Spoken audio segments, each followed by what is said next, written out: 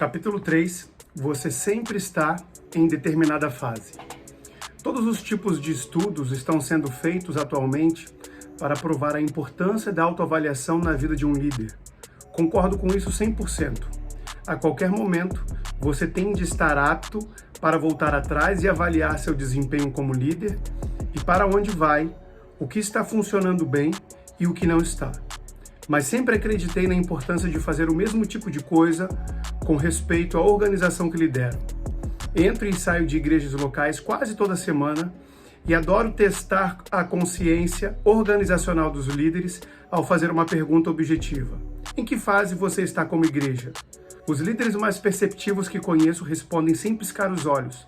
Estamos atualmente em uma época de crescimento, ou estamos em um platô há muito tempo e as pessoas estão ficando frustradas, ou nossos voluntários estão esgotados e provavelmente precisaremos diminuir o ritmo e deixar que recuperem o fôlego, ou até mesmo passamos por mais ciclos de mudança nos últimos 90 dias do que seria previsível, mas as coisas aos poucos estão começando a se assentar. Uma responsabilidade chave do líder é saber em qual momento a organização está e comunicar as implicações desse momento a seus seguidores. Uma fase fácil de identificar é a do crescimento. Em um momento assim, tudo é azul. A frequência é alta, as contribuições são crescentes, os programas prosperam e o futuro parece ser brilhante. Em tempos como esse, os líderes têm de ser conscientes o bastante para dizer: olhem todos, estamos passando por um momento ótimo aqui. Concentremos todas as nossas energias para acender o fogo do crescimento. Aproveitemos essa fase e a exploremos ao máximo enquanto pudermos. Vocês sabem tanto quanto eu que ela não irá durar para sempre, mas enquanto durar, agradeçamos a Deus por ela e vejamos por quanto tempo podemos mantê-la. Outra fase poderia ser chamada de consolidação, que normalmente segue a fase do crescimento. O objetivo durante a consolidação é assimilar e apoiar as pessoas que apareceram durante todo aquele crescimento. Recém-chegados tipicamente necessitam de discipulado, comunidade e cuidado. Investir em sua infraestrutura e proteger seus ganhos recentes prova que você é digno da confiança em relação ao crescimento que Deus graciosamente dá. A consolidação efetiva dá a você a permissão para entrar em outra fase de crescimento em algum ponto do futuro. Outra fase com a qual os líderes estão familiarizados é a da transição. Ela pode começar quando vários líderes abandonam tudo de uma vez e tudo e todos se sentem desestabilizados e instáveis. E pode se complicar por fatores externos, como um período de baixa atividade na economia local ou uma grande reviravolta na comunidade.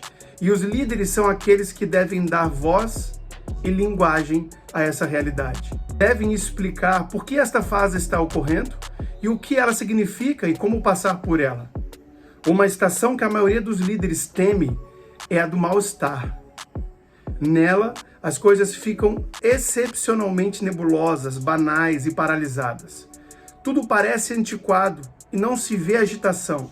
Precisamos chacoalhar essa organização, o líder poderia dizer, pois se não fizermos isso, o mal-estar pode se tornar permanente. E quem quer isso? Finalmente, a reinvenção. Ela acontece quando o líder anuncia que é tempo de colocar todos os ministérios da igreja sobre um microscópio e discernir qual necessita de uma cirurgia plástica, de uma revisão geral ou de um funeral.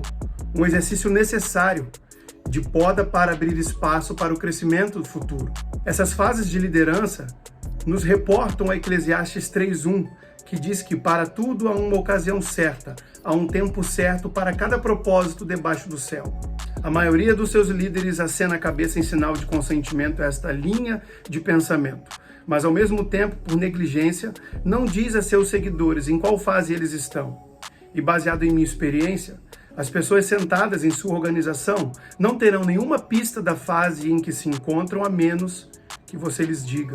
Faça a si mesmo e a seus liderados o favor de aprender a identificar a mudança das fases em seu ambiente. Quando você vir o crescimento florescer, a transição se estabelecer ou sentir os dias frios do mal-estar chegarem, preste atenção à mudança. Dê voz às realidades dessa estação. Estabeleça uma linguagem apropriada, determine parâmetros úteis que ajudarão a superá-la e, confiantemente, ofereça soluções de como passar por ela. Você sempre estará em determinada fase. É seu papel saber qual a estação e o que fazer a respeito dela.